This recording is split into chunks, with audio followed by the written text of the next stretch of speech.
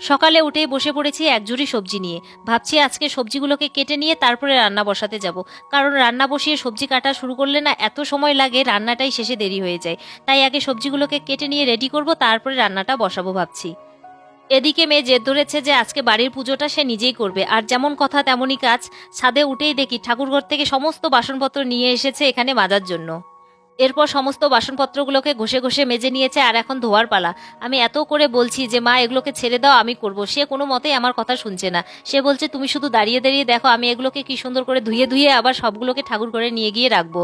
আর এখন সমস্ত কিছু ধোয়াধুয়ি শেষ, এখন এসেছে ফুল আর তুলসী পাতা তুলতে। আর ওকে এত করে বললাম যে মা একটা ঝুড়ি নিয়ে আসো, তারপরে তুলসী পাতাগুলোকে তুলো, কিন্তু সে আমার কোনো কথাই শুনবে না। সে বলছে তুমি শুধু দাঁড়িয়ে দাঁড়িয়ে দেখো আমি কি সুন্দর করে তুলসী পাতাগুলোকে তুলে তুলে হাতের মধ্যে রাখি। এবার তুলসী পাতা তোলা শেষ করে এখানে এসেছে ফুল তুলতে। আর ফুল তুলতে এসেও সে আর ঝুড়ি নিয়ে আসলো না, হাতের মধ্যেই ফুলগুলোকে গুজে গুজে রাখছে। আর এখন ফুল তুলসী পাতা তোলা শেষ, এখন সে গেছে ঠাকুর ঘরে।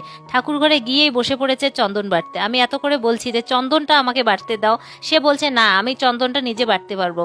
একবার সাদা চন্দন বাটছে, একবার লাল চন্দন বাটছে, কিন্তু সবকিছু শেষ হয়ে যাওয়ার পর ওর মনে পড়েছে যে ফলটা তো আমি কাটতে পারবো না। এরপর আমাকে ধরেছে যে ফলটা কেটে দাও, তারপর প্রদীপ আর ধূপকাঠিটা ধরিয়ে দাও। এরপর আমি সবগুলো করে দিলাম, তারপরে বসে বসে এখন ঘন্টা বাজিয়ে বাজিয়ে সুন্দর করে পুজোও দিচ্ছে। উপরের পুজো শেষ করে নিচে আসতেই দেখি একজন দাদা সুন্দর করে একটা হাতে পার্সেল নিয়ে দাঁড়িয়ে আছেন। এবার পার্সেল দেখলেই না আমার মনের মধ্যে একটা লাড্ডু ফুটে ওঠে, মানে কখন পার্সেলটাকে হাতে পাবো আর খুলে দেখবো যে সেটার মধ্যে কি জিনিস এসেছে আর কেমন এসেছে। আর যখন অর্ডার করি না তখন যতটা ভালো লাগে তার থেকে বেশি ভালো লাগে যখন সেই জিনিসটা আমার হাতে চলে আসে। যাই হোক, এখন পার্সেলটাকে ঘরের মধ্যে রেখে মা মেয়ে রেডি হয়ে পড়েছি বাড়িতে যাওয়ার জন্য। আসলে বাড়িতেও আজকে একটু পুজো ছিল, তাই মা মেয়ে রেডি হয়ে টোটোতে যাচ্ছি এখন বাড়িতে। আর বাড়িতে যাওয়ার সময় রাস্তার দুই ধারে দেখলাম এত সুন্দর কাশফুল ফুটে আছে, আর কাশফুল দেখলেই তো মনের মধ্যে একটা পুজো পুজো ফিলিংস চলেই আসে। আর বাড়িতে যাওয়ার সময় একটা জায়গায় দেখলাম এত সুন্দর করে কাশফুল ফুটে আছে, মানে রিলস ভিডিও করার জন্য একদম পারফেক্ট একটা জায়গা। টোটোটা এত স্পিডে ছিল যে সেই কাশফুলগুলোর ছবিটা তুলতেই পারলাম না।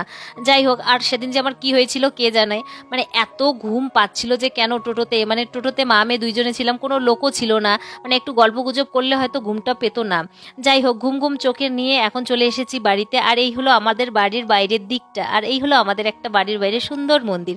চলুন এখন একটু বাড়ির ভিতরে যাওয়া যাক। আর বাড়ির ভিতরে যেতেই দেখি পুজো টুজো সব শেষ, সবাই বসে পড়েছে এখন প্রসাদ খেতে।